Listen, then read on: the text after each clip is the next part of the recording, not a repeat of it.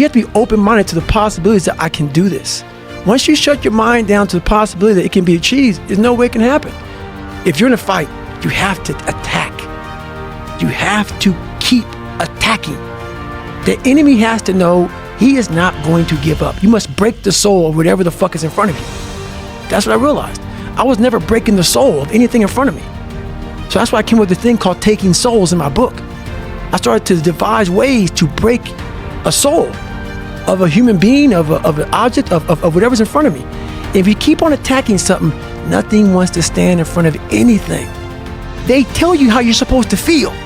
So you are feeling that way. I was like, don't let these motherfuckers tell you how you're supposed to feel. No, it's day one, motherfucker. This is hour one.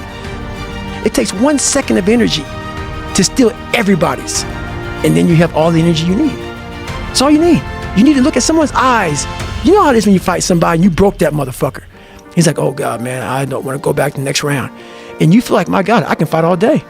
I can fight all day long. That's what taking souls is. But you have to have the will, the heart, the courage to go that distance when you're exactly jacked up. You have nothing left to give and give more. Get myself jacked extremely fast, like in a horrible environment when everybody's miserable. I learned how to really find strength because you can get a lot of power through misery. And I started using all that misery for tons of drive and motivation to then lead people further.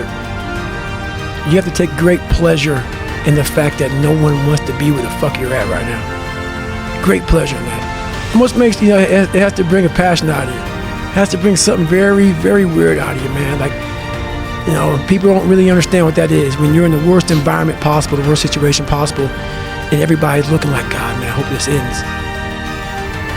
It only takes 1 second for you to lose the whole thing. So the 1 second decision is just that. You're in a situation where life is sucking. Let's say you're in extreme cold water and your life is flashing before your eyes. Every time that wave goes over your head, your thought process is, I gotta get the fuck out of this water.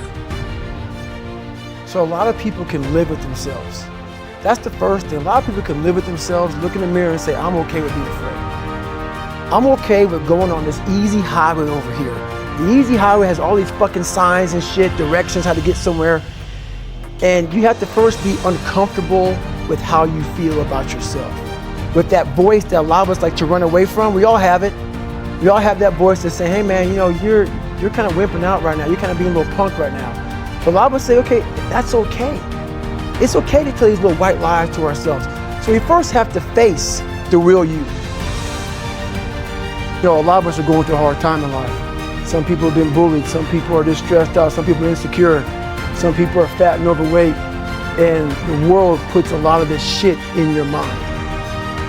I call myself fat because I was fat. And people don't want to do that. They want to say, oh, don't call yourself fat. Don't call yourself dumb. If you're not real and raw with who the fuck you are, nothing's going to change. And in this nice new world that we live in, we want to hear, you're just a little big.